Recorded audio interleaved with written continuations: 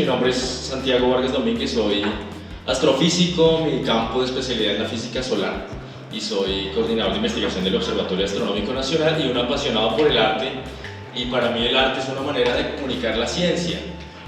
Yo pues también hago bastante divulgación científica y creo que los divulgadores de ciencia pues tenemos que utilizar todas las herramientas posibles para comunicar al gran público, y eso pues no es tan sencillo porque muchas veces nos quedamos en ese lenguaje académico y no utilizamos herramientas como el arte. Para mí el arte entonces ha sido eso, ha sido la manera de expresar y de llegar a un público muy amplio y llevar toda esa terminología científica de otra manera. Esta es la imagen que están viendo acá, que es el afiche promocional de este evento, y lo que ven ahí atrás pues es una imagen tomada con la sonda Cassini, perdón, esta es la sonda Juno, que visitó Júpiter hace unos años, y pues eso nos cambió completamente el panorama de un planeta como Júpiter. Fíjense que ahí pues tenemos imágenes espectaculares. Este es un delfín del tamaño de la Tierra que está por ahí en la atmósfera de Júpiter navegando en esos gases de la atmósfera de Júpiter. Pero bien, este lenguaje, esta comunicación entre arte y ciencia pues realmente es algo muy antiguo. Ahora se está hablando de arte y ciencia y de la importancia que tiene conectar esos dos, pero eso es un invento muy viejo. De hecho, no sabemos en qué momentos hubo como una fractura y el arte y la ciencia se separaron, pero tenemos grandes representantes del arte y de la ciencia que eran uno solo, ¿no? Pero ojo, porque no toda la ciencia es arte y no todo el arte puede explicar cosas científicas, que eso también es algo en que mucha gente cae, y por eso quise retomar esta frase de Lisa Randall, que es una investigadora cosmóloga de la Universidad de Harvard. Ella lanzó un libro el año pasado que se llama La materia oscura y los dinosaurios. De hecho, ese libro se iba a lanzar en la Feria del Libro aquí en Bogotá el año pasado, y 2 días antes del lanzamiento la señora Randall canceló el viaje y quedamos todos así súper aburridos. Pero bueno, ella, que también es una gran artista, enuncia lo siguiente: la mezcla entre ciencia y arte no siempre es buena idea. Esto es importante porque todo el mundo piensa, ay, tan chévere, tengo esto de ciencia, lo voy a volver arte. No, eso no siempre se puede hacer así. O sea, no se trata de hacer las cosas por hacerlas, sino que tiene que haber una rigurosidad también en eso. En ocasiones los científicos piensan que todas las fotos bonitas que sacan son arte. Eso es típico en los científicos. Entonces nosotros somos muy visuales en algunos campos de la ciencia, y yo tengo una foto bonita y yo digo, ah, ya, esto es un arte, lo puedo poner en un cuadro y lo puedo poner en una exposición, y no siempre es así. Por su parte, los artistas piensan que están haciendo algo científico cuando realmente no lo es, y esa es una disputa bastante fuerte hoy en día, ¿no? El científico y el artista es muy difícil a veces que entren como que se articulen perfectamente bien, porque siempre uno quiere estar por encima del otro. Entonces el científico quiere decir, no, yo hago bastante bien mi arte, pero soy científico, y el artista dice, no, yo también puedo aportar a la ciencia. No siempre es así. Se cometen muchos errores. Lo que hace el arte es traducir cosas sobre las que podemos pensar y abordar cuestiones y preocupaciones de cómo el ser humano se sitúa en esos avances. En otros momentos simplemente te hace ser consciente de todo ello, y ese hecho de crear conciencia es ya un lenguaje artístico. El arte es una manera distinta de tomar conciencia. La ciencia protagoniza gran parte de los cambios del mundo actual, y los esfuerzos artísticos por contar esos avances funcionan bastante bien. O sea, la moraleja de todo este discurso es que el arte y la ciencia pueden ser complementarios, y además ambos son necesarios. Y entonces la disputa de qué es más importante, el arte y la ciencia, pues yo creo que eso entra en otros linderos, ¿no? O sea, ambos son igual de importantes. Bueno, quería muy brevemente resumir cosas que ustedes seguramente saben mejor que yo, pero que tienen que ver con la astronomía. En este caso estamos viendo algunas de las representaciones artísticas más antiguas de la humanidad. De hecho, ayer salió un artículo en El Tiempo, se encontraron las obras artísticas más viejas de la humanidad en Indonesia, y tienen 40.000 años. Es algo completamente alucinante, pero muchas de esas obras tienen que ver con la astronomía. Entonces, cuando ustedes encuentran estas representaciones de figuras animales, normalmente tienen que ver con formas que veían en el cielo. Y aquí vemos entonces un grupo de estrellas, lo que ahora llamamos una constelación, y esas representaciones que veían en el cielo lo que ellos tenían a su alrededor. O sea que la astronomía, pues no es porque yo sea astrónomo, pero ha sido bastante importante culturalmente hablando. Bueno, ya mucho más adelante pues nos remontamos a personajes ¿Todos saben quién hizo esto? ¿Quién dibujó esto? Da Vinci, ¿no? Y Da Vinci es uno de esos grandes personajes porque su arte hizo que avanzara muchísimo la ciencia en campos tan importantes como la anatomía. Ahí tenemos algunos dibujos de Da Vinci y era la primera vez pues que obviamente no teníamos posibilidad de hacer tomografía, radiografías, nada de eso, y por lo tanto dibujar tal como eran las cosas era una gran habilidad que tenían esas personas. Y pues el personaje que a mí más me apasiona es el llamado, el primer ser humano moderno, le llaman a Galileo. 1609, él coge su telescopio y empieza a hacer observaciones de cosas fascinantes que ve en el cielo, y estos son algunos de los primeros trabajos de Galileo, en donde nos dimos cuenta que la luna era un objeto muy distinto a lo que se pensaba, y la gente pensaba de hecho que la luna pues era perfecta, que todo lo que estaba de la luna hacia abajo era el mundo sublunar, el mundo perfecto, y lo que estaba de la luna hacia arriba, el mundo supralunar, el mundo imperfecto. Perdón, al contrario, de la luna para abajo imperfecto, de la luna para arriba perfecto. O sea, nosotros éramos súper imperfectos y por eso existía el pecado, existía el bien, el mal, el cielo y el infierno, éramos muy imperfectos. Bueno, ustedes se dan cuenta de esas figuras de Galileo, hoy por hoy nos damos cuenta que Galileo exageró muchísimo. Entonces ahí vemos unos cráteres en la luna que están sobredimensionados, pero lo importante es que Galileo nos mostró que la luna no era una superficie lisa, perfecta, homogénea, sino que era muy parecida a la Tierra en cuanto a su irregularidad. Y bueno, avanzábamos, otros grandes artistas. Quería retomar este trabajo de Van Gogh porque es el único trabajo en arte en donde la representación de la turbulencia atmosférica es exacta. De hecho hay un gran físico que se llamaba el señor Kolmogorov, un ruso. Este ruso estudió matemáticamente el tamaño que tenían esas celdas convectivas, y Kolmogorov, que vivió 50 años después de Van Gogh, llegó a lo mismo que Van Gogh en cuanto a las escalas. Entonces cuando ustedes vean esta obra, nadie sabe por qué Van Gogh fue el único que logró reproducir estas escalas exactas de la turbulencia atmosférica. Bueno, hay unos que dicen que estaba supremamente loco, de hecho en esta época de su vida estaba efectivamente muy mal de la cabeza, pero de pronto no estaba tan mal de la cabeza, sino que tenía otra forma de absorber ese conocimiento de la naturaleza. No lo sabremos tal vez. Y en el campo de la astronomía quería mencionar a un artista que se convirtió en astrónomo, en científico, el señor Etienne Touvelot. Este señor era artista y pintaba también el cielo, que el director del observatorio de Harvard dijo: oiga, usted está haciendo unas cosas fascinantes, venga aquí, coja el telescopio y empiece a pintar todo lo que ve en el cielo. Y él empezó a pintar 17.000 láminas del universo, pintó este señor. No existía la fotografía, o sea que esto fue un conocimiento clave para que avanzara la astronomía hace 200 años. Ahí son algunas de las imágenes del señor. Y bueno, este señor pasó a convertirse en uno de los mayores científicos publicando artículos científicos en revistas de ciencia. Algunas de las imágenes pintadas por este señor. Bueno, y como estamos hablando del Sol, esto que les mostré antes es el Sol, pues aquí vemos imágenes actuales de cómo estamos viendo el Sol. Tenemos telescopios en el espacio que están viendo el Sol 24 horas al día, 7 días a la semana, 365 días al año, y podemos ver todo lo que hay en el Sol en regiones tan pequeñitas como estas. Pequeñitas en el Sol, porque miren el tamaño que tiene comparado con la Tierra. Esto que estamos viendo aquí es una mancha solar vista con tanto detalle que estos puntitos brillantes pueden tener el tamaño de Bogotá. Esto es realmente espectacular. Es como si ustedes pudieran leer un periódico desde Bogotá, que está al otro lado del Atlántico.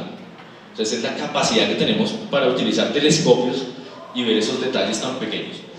Y con eso hemos aprendido un montón sobre el Sol.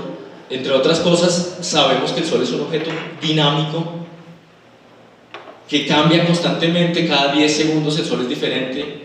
Tiene temperaturas que van desde los 5.000 grados Celsius a los 15 millones.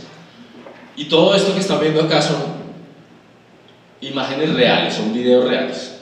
Alguien podría pensar que son animaciones, pero no lo son.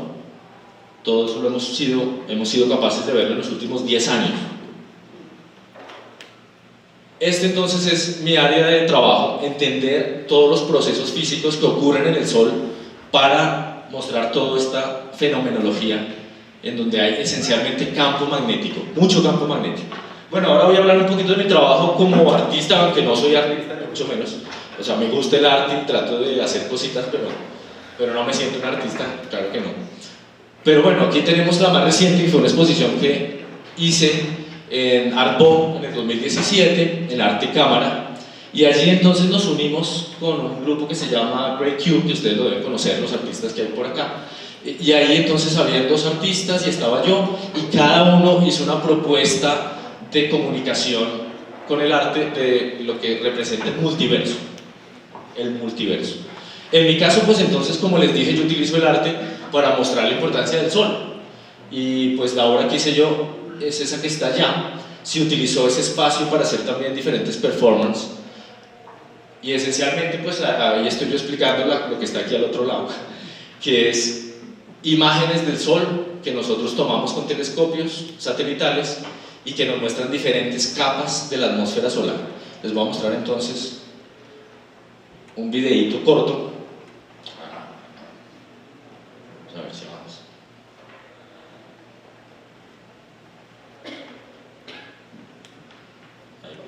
Otra cosa interesante es que no solamente utilicé la herramienta visual, sino también la herramienta sonora. Entonces quise mostrar cómo es el sonido del sol. No quiere decir que el sol emita sonidos que viajen por el espacio vacío y lleguen a nosotros, pero el sol vibra como un gran tambor, y al moverse como un tambor emite ciertas frecuencias o ondas de vibración. No sé si va a funcionar esto o no. Un último intento.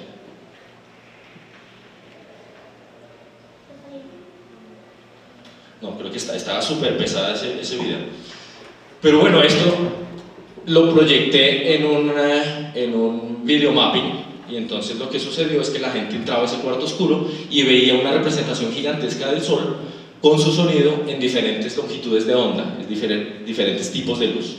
Bueno, quiero mencionar también el hecho de que la astrofotografía hoy por hoy se ha convertido en una manera de visualizar el universo que está muy, muy cerca al arte. Aquí vemos imágenes fascinantes de nebulosas. Estas son regiones en donde nacen estrellas y nacen planetas. Para que se hagan una idea, el tamaño de todo nuestro sistema solar es así como este puntico que hay acá.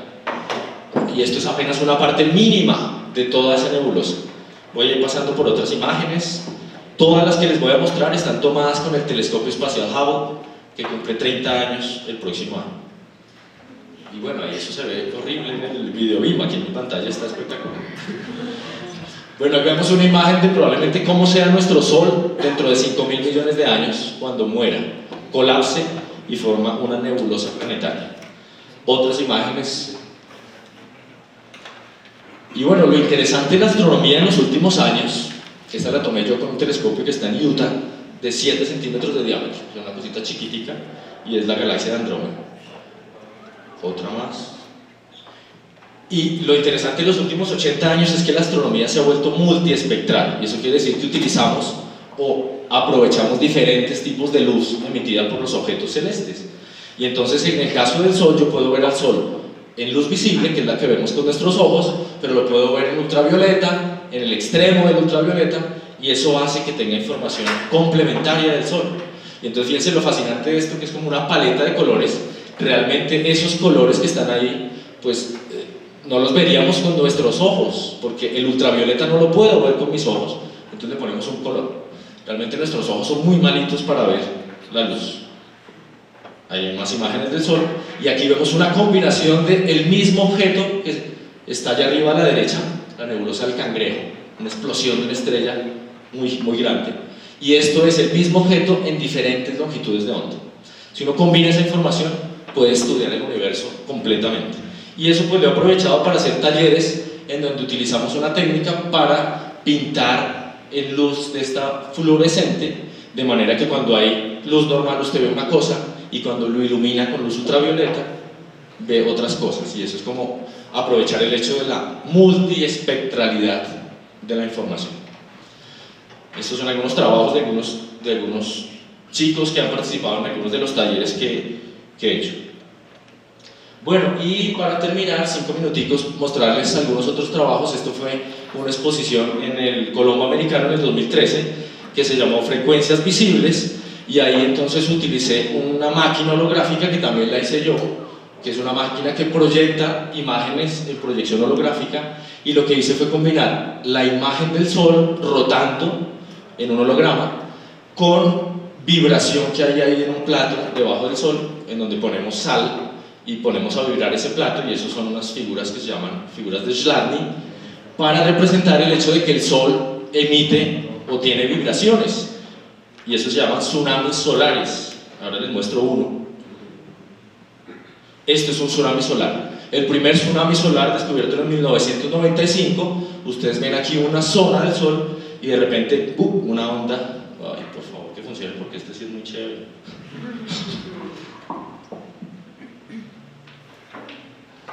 Y entonces hay una onda, como si echaran ustedes una piedra en una alberca o en un lago, y se propagan esas ondas en el Sol. Esos tsunamis obviamente son miles de veces más intensos que los que hay aquí en la Tierra. No funcionó, pero bueno, búsquenlo por internet, pongan ahí tsunami solar y les sale una cosa espectacular. Y esto fue parte también de esa exposición, en donde quise explicar el fenómeno de las auroras.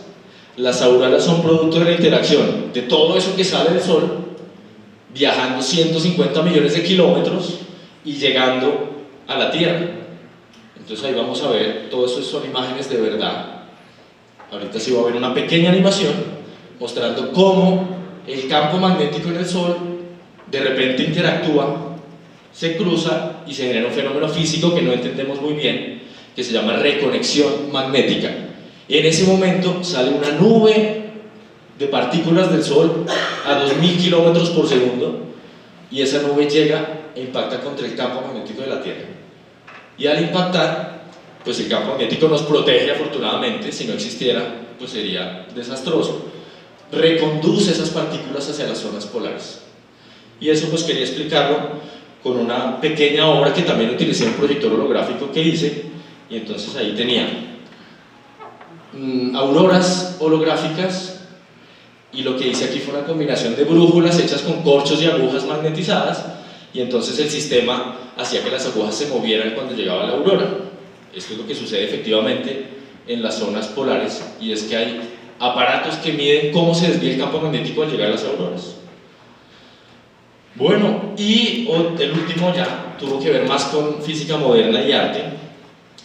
Esa combinación entre física moderna y arte es relativamente reciente. Hay grandes trabajos como este de Naomi Kremer, en donde tratan de explicar el entrelazamiento cuántico. Para pintar algo que es un mural, y mientras tanto una cámara la estaba grabando. Entonces ella tenía todo el video de cómo estaba pintando el mural. Luego en la exposición ella proyectó ese video y empezó a hacer el mural nuevamente sobre la proyección.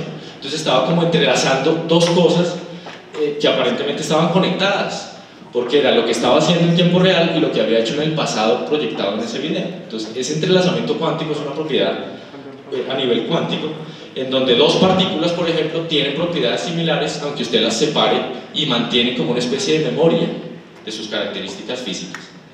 Hay otros ejemplos de esas obras de entrelazamiento cuántico, pero lo que yo hice en particular fue para esta producción que se llamó Quanta, y era una obra que consistía en explicar el efecto fotoeléctrico, ese efecto que le dio el premio Nobel de Física a Albert Einstein en 1921.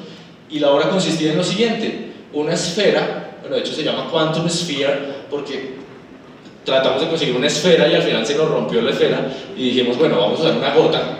Entonces esta era una de esas vasijas de vidrio donde se meten las matas, y entonces allá adentro hicimos un montaje que consistía básicamente en celdas fotoeléctricas que cuando les llega la luz emiten una corriente eléctrica. Ese es el efecto fotoeléctrico. En definitiva, lo que hicimos fue iluminar esa instalación, y cuando la gente interactuaba y ponía su mano sobre esa esfera, tapaba la luz, y eso generaba diferentes frecuencias de sonido. Entonces ahí cada persona que iba a ver la obra interactuaba con la obra y generaba una propia dinámica de sonidos.